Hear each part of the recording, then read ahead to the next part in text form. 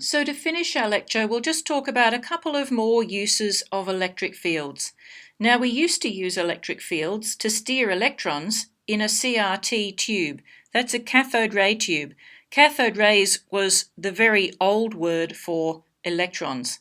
So in one of these tubes, an electron is accelerated from the cathode at the back towards the anode at the front because the anode is more positive.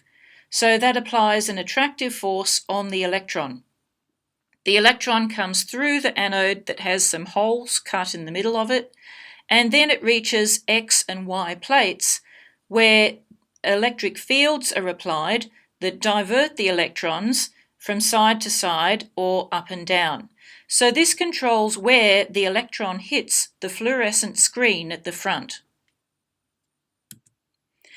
Electric fields were also used to find the charge on an electron for the first time. This is a common trick in physics. You get one force acting in the opposite direction to another, then adjust their strength until they're balanced. Then you can use the expression for each force to do some calculations. You can see here 3 little charged spheres, each with a slightly different number of extra electrons.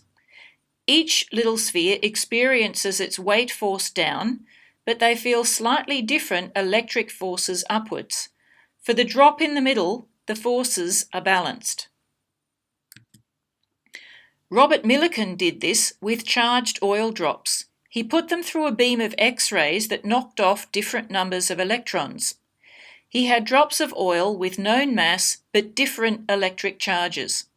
He then found an electric field strength that would make one particular drop hang stationary. Using the equations shown in the last slide, he was able to calculate the charge. He repeated this many times and found that the charge on a drop was always a multiple of one single value, and that he calculated to be the charge on an electron. This was the first time anyone had come up with a value for it, and of course it won him a Nobel Prize. Another interesting application of electric fields is the idea of electrical breakdown. We always think of air as an insulator, but if the electric field is strong enough, electrons will be pulled out of atoms, and that leaves the atoms ionized. That means they're charged and they can form a conductive path. The freed electrons will then collide with atoms in the air and cause them to emit light. The critical field for this to happen in air is about 1,000,000 volts per meter. In lightning storms, thunderclouds become electrically charged by friction with the atmosphere. If the electric field they've made is larger than the critical field for air, one or more channels of ionized air, that's called plasma, will open up from the cloud. The charge moves in stages down to the ground. There's a lot more to it though, and your task now is to find and post an interesting fact about lightning.